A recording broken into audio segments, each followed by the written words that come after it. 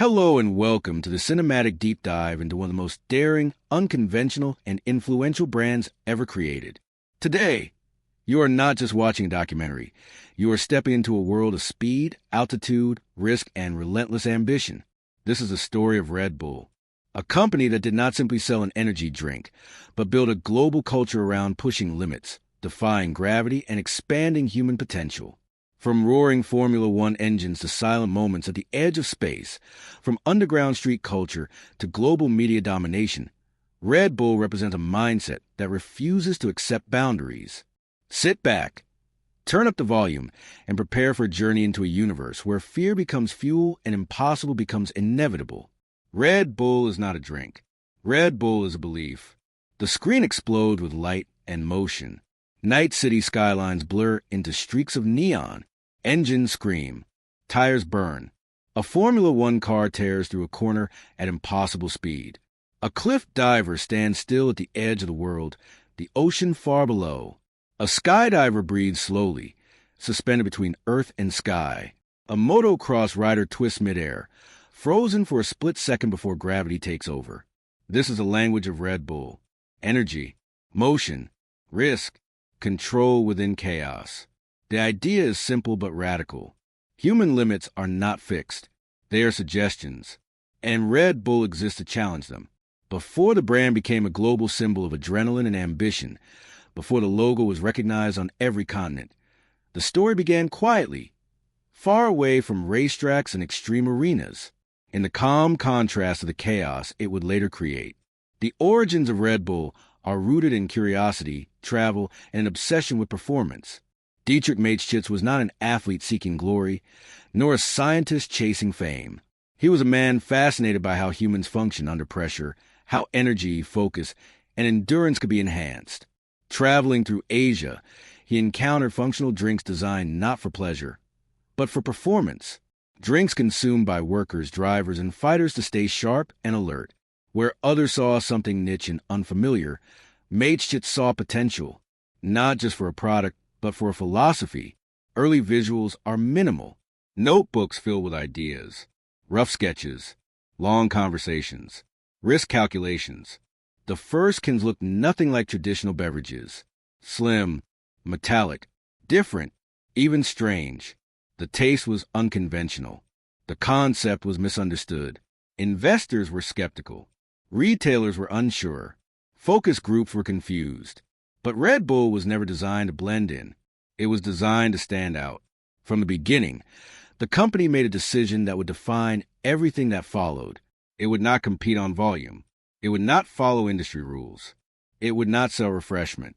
It would sell energy, focus, and identity. And to do that, Red Bull had to rewrite the rules of marketing itself. Instead of traditional advertising, Red Bull went underground. Street-level promotions replaced billboards. Small events replaced massive campaigns. Students, athletes, and creators became ambassadors, not through contracts, but through belief. Red Bull showed up where energy already existed. Late-night parties, underground races, rooftops, skate parks, music scenes. The brand did not interrupt culture. It embedded itself inside it.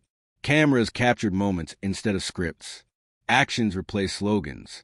A can of Red Bull opening in slow motion became a ritual. The wings were not literal. They were symbolic. Freedom, lift, momentum. Red Bull understood something most companies missed. People do not want to be sold to. They want to belong. And belonging requires authenticity. As extreme sports evolved from subculture to spectacle, Red Bull was already there. Cliff diving transformed from a reckless act into an art form. BMX riders rewrote gravity in urban landscapes. Snowboarders carved new paths across untouched mountains. Surfers chased waves that were once considered unrideable. Wingsuit pilots turned the sky into a playground. Red Bull did not just sponsor these athletes. It documented them. It celebrated their failures as much as their victories. In doing so, it became something unprecedented, a media empire built on human courage. Red Bull Media House emerged as a powerhouse of storytelling. High-definition cameras followed athletes into places no audience had ever seen. The brand became a publisher, a producer, a broadcaster. Content was no longer an accessory. It was the core. Every story reinforced the same message. Progress requires risk. Innovation demands courage. Mastery comes from obsession.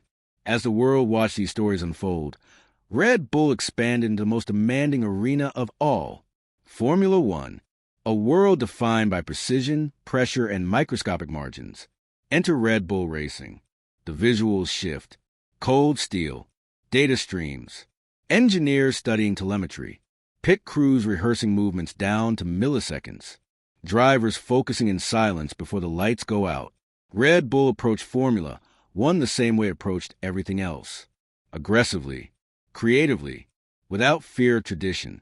The team challenged established giants, invested in innovation, and built a culture where talent and belief mattered more than legacy. Championships followed. Records fell. Red Bull proved that energy was not chaos. It was controlled intensity, speed refined by discipline. Then came a moment that transcended sport, marketing, and even gravity itself. Silence replaces sound. The screen fades black. A heartbeat echoes. Felix Baumgartner stands at the edge of space. The earth curves beneath him. No crowd, no engine, just breath and belief. This was not a stunt. It was an experiment in human possibility. Red Bull Stratos was the ultimate expression of the brand's philosophy. Science, courage, preparation, and the willingness to step into the unknown. The jump, the fall, the barrier broken, a record rewritten. Millions watched live as humanity crossed another invisible line. In that moment, Red Bull became more than a brand. It became a symbol of what happens when preparation meets fearlessness. As the years passed, Red Bull's influence spread far beyond extreme sports. It entered music, gaming, art, entrepreneurship, festivals, creative spaces. Young creators found platforms. Athletes found opportunities. Communities formed around shared values of effort and ambition. Red Bull did not dictate identity. It amplified it. Across continents, cultures, and disciplines, the message remained consistent. Believe in yourself. Commit fully. Accept risk. The legacy of Red Bull is not measured in cans sold, but in limits redefined. It is a brand that does not follow trends because it creates worlds. Worlds where performance matters, where effort is respected, where fear is acknowledged but never obeyed. The pace slows now. Night falls. City lights glow softly. Athletes train alone in empty spaces. A driver removes his helmet, exhausted but focused. A climber looks up at a wall, not yet conquered. Text appears on screen, simple and powerful. Red Bull gives you wings. Not because it makes you fly, but because it reminds you that you already can. This is the story of a company that changed not just marketing, not just sport, but human ambition itself. Thank you for watching this journey into the world of Red Bull. If this story inspired you, if you felt the energy, the courage, and the belief behind it, make sure to subscribe to the channel. Give this video a like, and stay with us for more cinematic stories about brands, people, and ideas that shape our world. Until next time, keep pushing your limits, and never stop believing in what you can become.